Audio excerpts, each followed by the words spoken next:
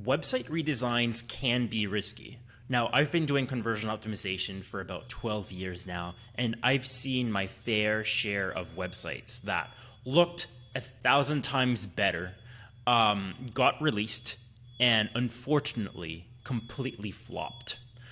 It was just about a year ago, actually, that we had a brand, a direct-to-consumer e-commerce brand, who came to us in the middle, or actually towards the end, I should say, of their website redesign process. What happened is they went through this traditional redesign process of, working with a design agency, getting a new website built, and then releasing it. And believe me, that new website looked a lot better than the one they had. But then as they released it, conversions completely tanked. And it led to some pretty nasty performance metrics on their end. We're talking about conversion rates going so low that they had to go through a round of layoffs. And now that is one extreme example. But when your entire business is on the internet and it's a website, right? Well, if you're doing a complete drastic redesign, well, that means you're kind of risking it all, right? Because you are choosing to completely redo everything, potentially without really knowing if it's going to perform better than the one you've had for maybe years. So in today's video, I will walk you through a slightly different approach than most brands employ when it comes to doing a redesign. And I'm going to talk about how to redesign your website without killing your conversion rate. This approach is called the conversion design approach, and there's a couple different ways of applying it. Now, our clients that employed the conversion redesign approach generally haven't seen conversion declines. They were able to redesign their entire websites and actually increase conversions over time. Some of our clients that's gone through multiple redesigns, such as Diff Eyewear, I can even think of Dr. Squatch and many more, but those are the published case studies that I'm allowed to talk about. They went through multiple redesigns, but following a conversion design approach, saw pretty much no dip in performance over time. So big plus on that end, and that's probably one of the reasons why you'll want to follow what I'm going to walk you through instead of taking the traditional approach. Now, let's dive in. Let's first identify the different approaches. Should you pursue a traditional design approach, or should you follow the conversion design approach? Now, yes, there are some situations where the traditional approach might be totally fine, and you don't need to follow the conversion approach. But let's look at both approaches. Let's identify your goal for your redesign, and then we're going to look at the differences between the traditional and the conversion design approaches. So first, step number one that we'll want to go over is which approach should you pick? Well, the first question is, are you redesigning an existing e-commerce website? Right? If you're not a brand new brand and you are a website that's already successful, you're getting sales through that website. So yes, you are redesigning an existing e-commerce website. Well, then I'll ask you, is your conversion rate, AOV, and overall sales performance important to you? Right? If it is, and you want to maintain your current performance or do better, well, then the answer is simple. You have to follow the conversion design approach. Now, to my question, are you redesigning an existing e-commerce website? If your answer is no, in that case, and that means maybe you're building a brand new brand, you don't have existing data, you don't yet have any sales, right? That means you don't really have much data to, create or to use in order to follow the conversion approach. So, in this case, the traditional web design approach is going to be totally fine. Now, obviously, there's probably good ways and bad ways of doing it. Just like any approaches, there's always nuances and details. But in general, right, the traditional design approach is fine if you're just starting out. All right. Well, now let's say you said yes to your conversion rate, AOV, and KPIs being important, and you either want to improve performance or at least maintain what you currently have. Well, then, as I said, you'll want to follow the conversion design approach. But there's a couple different ways of doing the conversion design approach, right? Are you going to do it following the evolutionary method of implementation, or are you going to do a full site release? Both could, both have pros and cons, and we're going to talk about that. But first, you really need to be clear about what you're trying to achieve with your site redesign. And this is something that I've noticed many, many times over the years. And sometimes, brands really want to redesign, but the goals are not clear, or, sometimes it's just because they're kind of bored with the current website. So in that case, should you really redesign? And if so, how do you do it without risking, without betting the house? So let's look at a couple different goals that you may have in mind for your redesign, and then let's discuss the best approach. So let's say your goal is to go through a full brand update, right? So your brand is changing the logo, changing the visuals, maybe changing the targeting, changing your copy, changing how you present yourself, right? We're talking about a full rebrand, not just, a rebrand where updating your font is fine or updating your logo is fine. You really need a full site refresh, because what you have now does not reflect who you are as a brand, who you're targeting as a brand, the products you're releasing, and so on. In that case, I understand that you may not have a choice and you're left with one option, and that is to do a full website redesign. So if that is the case, well, there's a couple things you'll want to keep in mind. You may want to go through the entire website redesign process, and then once the website is fully approved and designed, you'll go ahead and you'll just completely release it. In this case, right, a full website release is justifiable because you don't really have a choice. Now, it does come with its risks, right? Because if we're completely redesigning everything and we're changing the user experience, there's nothing that guarantees that this new website is going to perform better than the old one. So what can we do? Well, we can use the conversion design approach to minimize risks, right? So I'm going to talk about the conversion design approach and exactly how it works in a couple seconds or in a minute or two. But you definitely want to do everything you can to minimize risks, because if you're updating the brand, you have a new website, but then your conversion rates, are cut in half and they tank, you might end up being put in an awkward situation that it's best to be avoided, especially if you still need to make money.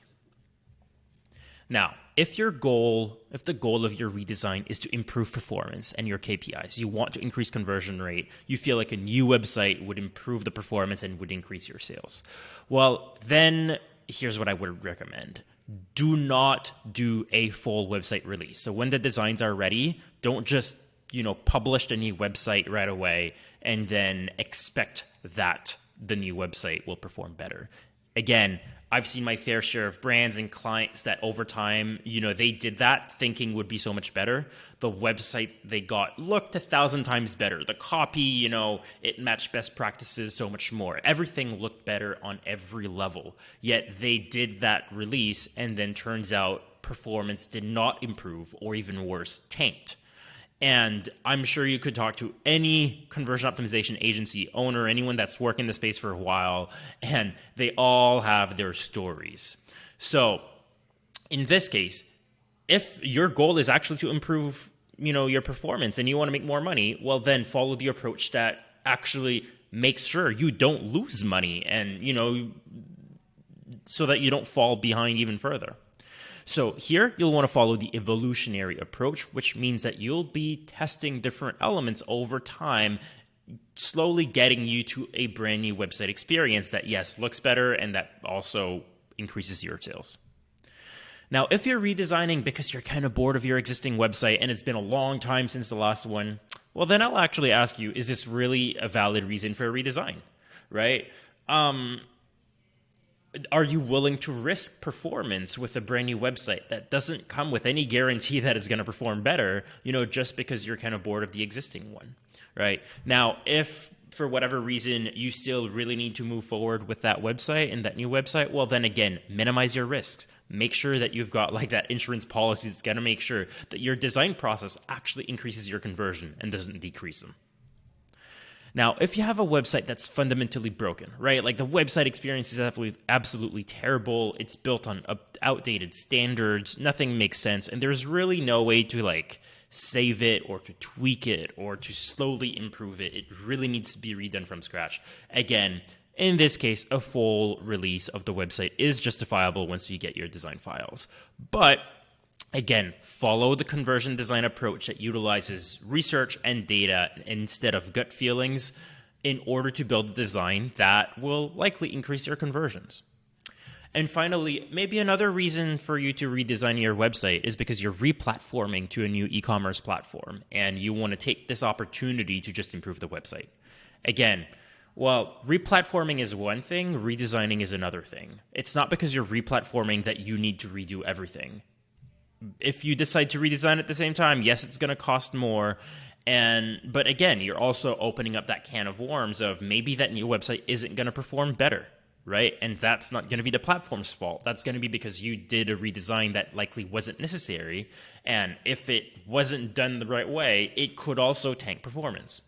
So here, I would actually advise, based on our experience, that you consider building the same website on the other platform. Anything, obviously, that's an obvious big issue or mistake, you don't need to recreate it on this new platform, right? There's a couple things that maybe you choose not to include. Maybe there's a couple new things, but in general, page styles, templates, and everything, keep it.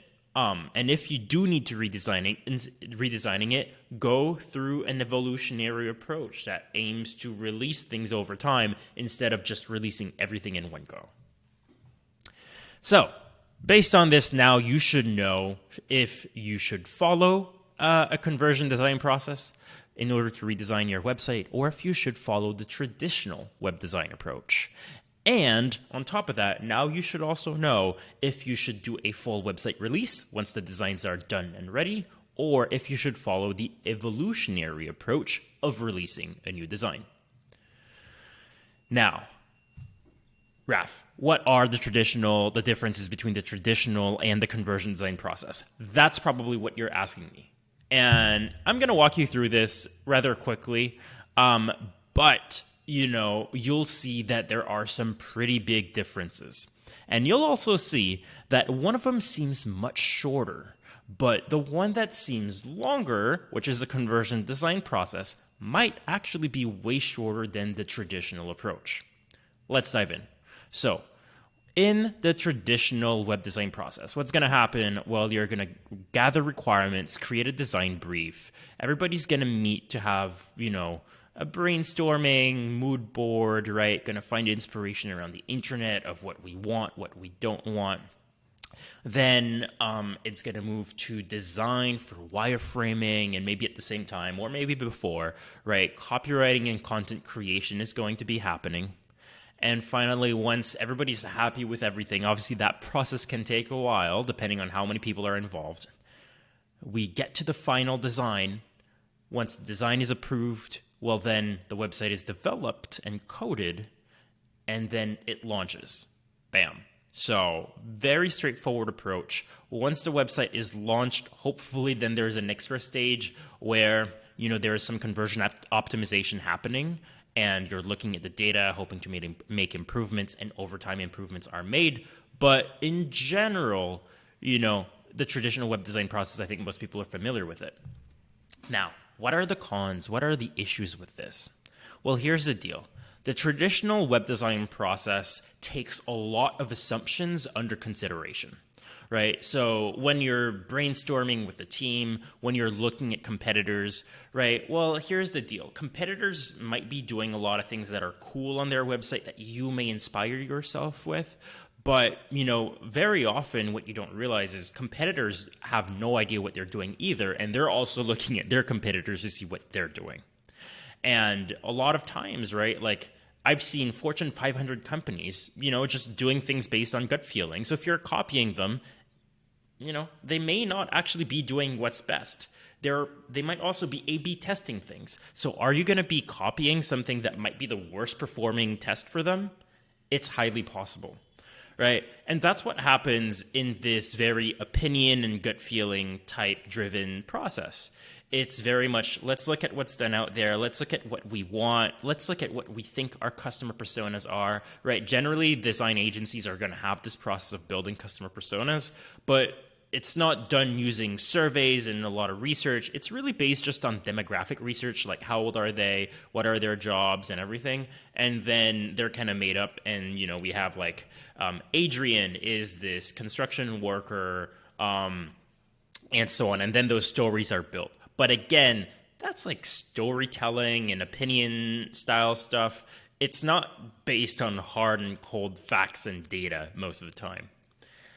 And then what happens is you spend tons of resources and time building this design, the copy, the wireframes, coding something that, yes, may look better to the eye, that based on opinions and based on gut feelings, feel better, feels like it's more satisfying.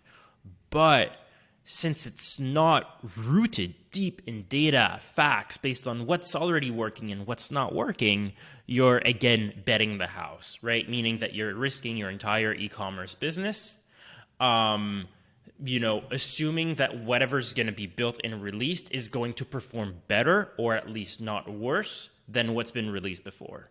But as I said earlier, I've seen many, many, many examples of brands that thought this way, went through the entire traditional web design process that could last anywhere from 3 months to a year or more, and then just to release the website and having to revert back to their old design after that, right? That is an extremely disappointing outcome if you spent so much time and money on the traditional web design process. So that is, obviously the downsides of it. Now, if you remember, I also said that this is an approach that works for some brands, right? Like if you're a new brand, if you're a brand new product. And the reason for this is because you don't really have a lot of data to base yourself on. So you have to make some assumptions, and those assumptions will have to be proven wrong or validated at least over time after the launch, and it can't really be done in between. So now, obviously,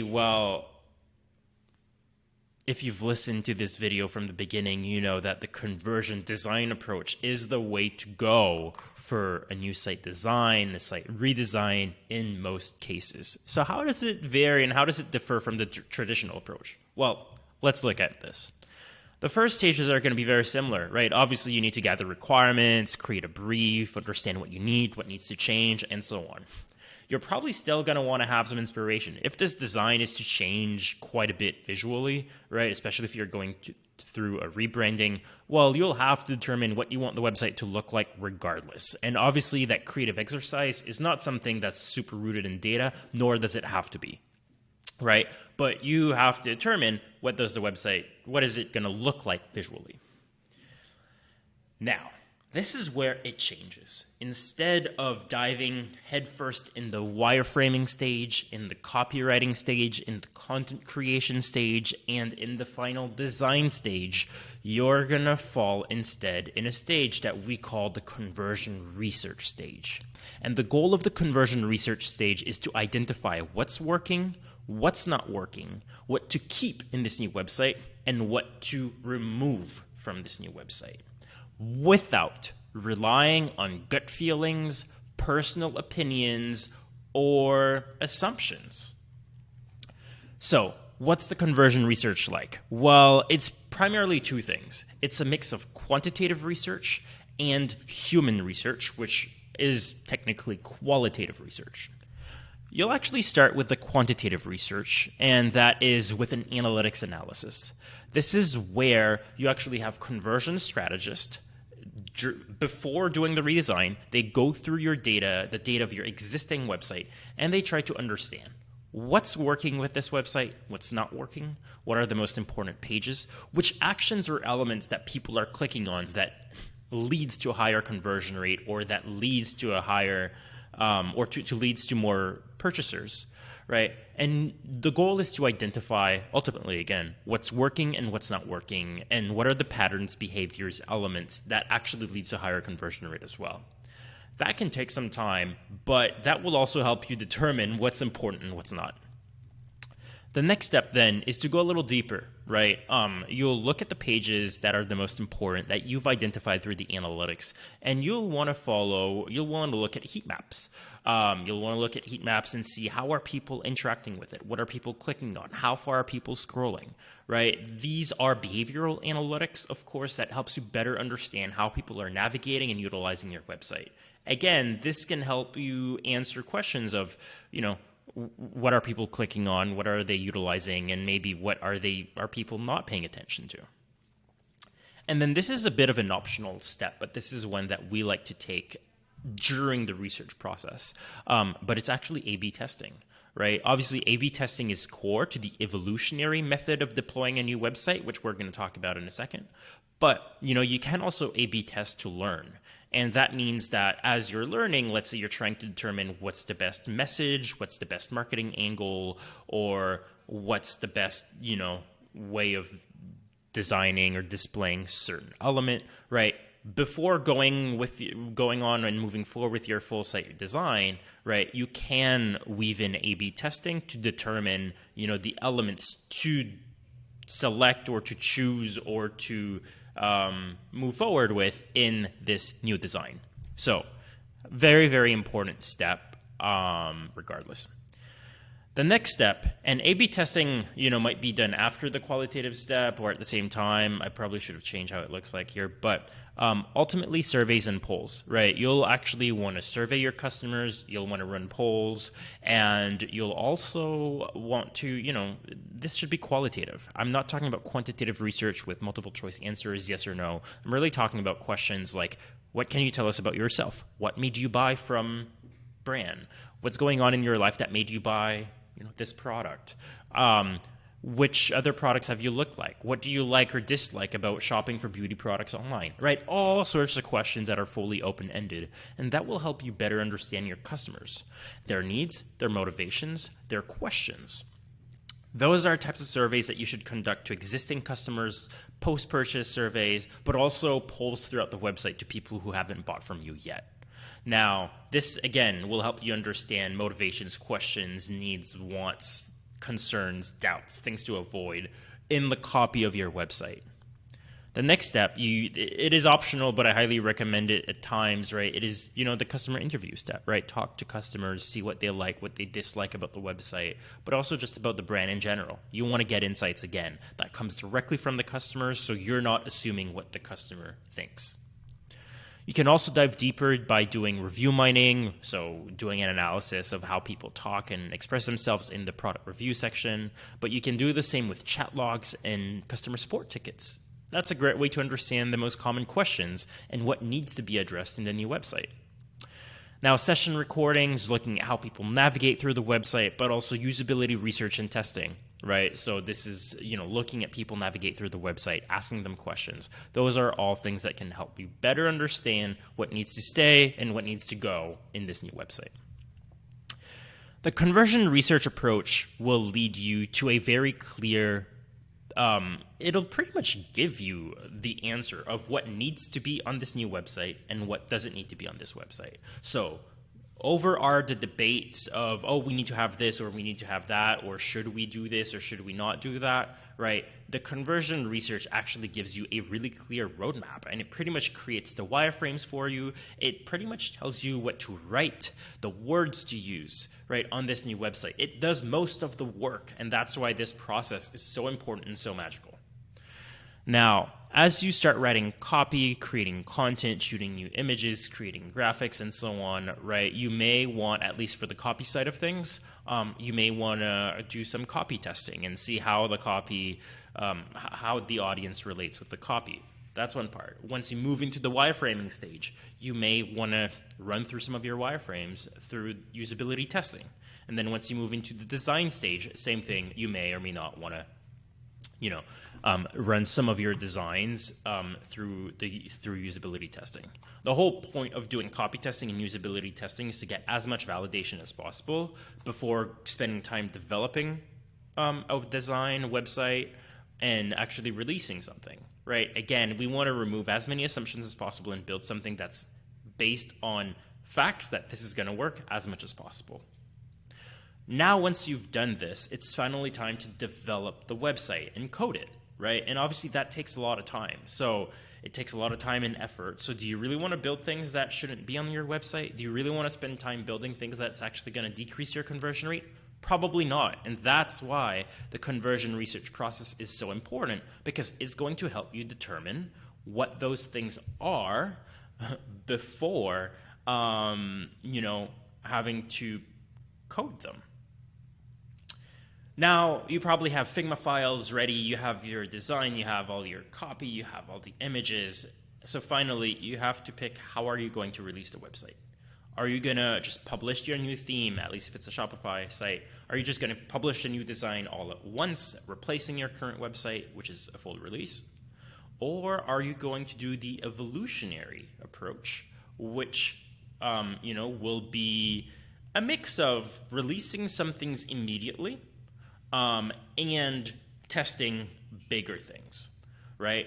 So in the previous couple of minutes, I walked you through different goals you might have for your website and which approach you should take. So again, follow the approach that I indicated based on your goals. Now, let's say you want to do a full release. What's going to happen? Well, again, you're going to do a full website launch, and then obviously QA, all of that is going to be very important. Making sure everything is being tracked is going to be very important. And then you're going to have to make sure that, again, you can't just assume the website is done and over with. Your conversion rate, unless it's 100%, right, can always be improved. So you need to make sure everything is tracked properly. You need to make sure that you have a testing process and a testing pipeline built, and you need to make sure you have a plan for optimizing so you can keep improving it. There is a risk here, again, with a full release, that your website doesn't perform as well as your old one, even if it looks much better. That's something you just have to assume and be okay with if that happens. You also need to be ready to potentially revert to your old website if the decrease is really bad. But hopefully if you follow the conversion design approach, that should not really happen, because we've taken preliminary steps and enough steps to ensure that we don't have such a decrease. But there's always a possibility, right? So that's one. Now, if you follow the evolutionary method, it's much, much, much safer. But, you won't get to just cut the ribbon and have a brand new website all at once. Some things are going to be implemented right away, but, like testing your whole PDPs, that should be done before they're released. Testing, testing new page templates like the collection pages. If you've redesigned all of that, test them. And then, with one of our clients, we're talking here about, pretty large brand, $100 million brand. What we discovered at one point, they redesigned their product pages. They look so much better. And, we thought, obviously, this is going to work. They tested, which is the whole point of the evolutionary methodology. They tested the new design of their product pages versus their old product pages, and they actually discovered that these new product pages that, yes, look better, actually would have cost them hundreds of thousands of dollars in lost revenue per month. Now, that did not mean that they just had to scrap the brand new product page design. That's not the point of the evolutionary approach. What that signaled was that at this point, they simply have to go one step backward and look at, okay, what assumptions have we made about the product pages, or what are the biggest changes that we've made? And then they created an experimentation pipeline for that page in particular. So now, since it didn't work right off the bat, well, we're going to have to look at the various elements of that product page, and we're going to have to, test some of those and figure out exactly what part of that new design is working and what parts aren't working. It sounds like it's going to take a lot more time, yes. Like, if that's what you're thinking, I agree. It probably takes more time than if you just do a full release. However, right, imagine you do a full release. You launch a website. You just launched that new PDP. And bam, your sales starts decreasing. You don't even know why. You weren't even able to identify that it was the PDP that was the culprit. Well, now to find the problem is going to take a long time. To find, how to redo that, you're going to have to do all the research again. So that is the problem with the traditional approach, or even, to some extent, doing a full release when you shouldn't, right? It's that the process looks shorter. Yes, you get that hit of dopamine from a new website that looks so much better pretty much, right away and way sooner. But the truth is that, if you don't win the lottery and it doesn't increase your conversion rate right away, which is for most brands it doesn't, right? Well, you're just going to have to go backwards and do the conversion research to understand why it's not increasing your conversions and what needs to be different. And ultimately, you end up doing the conversion design approach. But after everything's been designed and coded, and it's going to cost a lot more money, take a lot more time, it's going to be a lot more back and forth, and you're going to be losing money in the process. So this is why the conversion research approach, while it may take a little longer, it may cost a little bit more upfront, actually saves you money, helps you make more money, and ends up being faster in order to increase your sales than following any type of traditional approach. So this is how you redesign your e-commerce website without killing your conversion rate. In an ideal world, you follow the conversion design approach, and then once your designs are ready, you follow the evolutionary approach that minimizes risks and makes sure that which designs you're releasing are actually helping you keep your existing performance, or obviously, as we hope, increase your performance. If you have any questions, obviously you can tweet me at Paulin-Daigle. You can connect with me on LinkedIn as well, or obviously you can go to splitbase.com to learn more about how we can help your brand with the conversion research approach, or with landing pages or conversion optimization. And obviously, I'm always happy to help. Hope that was helpful.